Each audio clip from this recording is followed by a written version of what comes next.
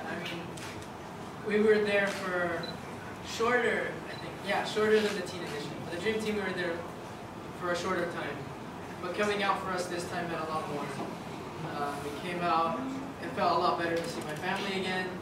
And especially coming out with these these three. It's like the best thing that I could have asked for.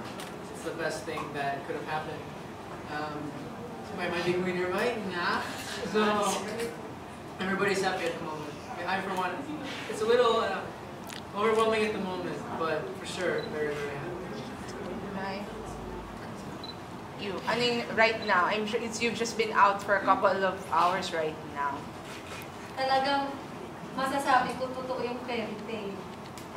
Talagang hanggang ngayon, hindi pa yung makapaniwala. Totoo ba to? Totoo ba to? Kasi talagang, oh my God! Tumitingin lang ako sa TV na big winner, tapos masaya na ako para sa kanila. Tapos ngayon, nararamdaman ko lang yung nararamdaman nila. Kaya sobrang saya, umaapaw hanggang langit talaga. Ito na siguro yung pinakamasaya na nangyari sa buhay ko. Yung saya na hindi talaga nababayaran. At ito yung masasabi ko po na masasama ko po siya sa mga priceless treasure ko po sa buhay ko.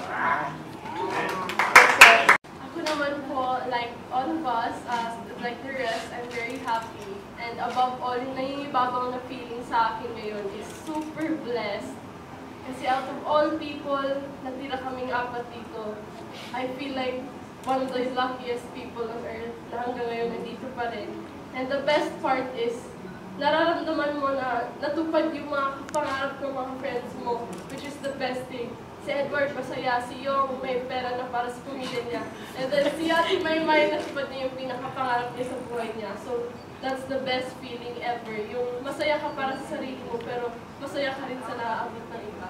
Alright, Yong, your last. What's your feeling at this point? Coming out of the house for just a couple of hours.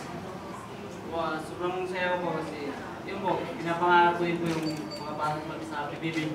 Dito po ngayon, nakasali po ako sa Big 3 and sa Big 4. Sobrang saya ko po kasi hindi ko po akalain na nandito po ako ngayon sa tarap niyo po. At saka marami pong camera. Nahihiya po ako. Pero sobrang saya ko po kasi yun po, yung pangarap ko din po natutuloy na po.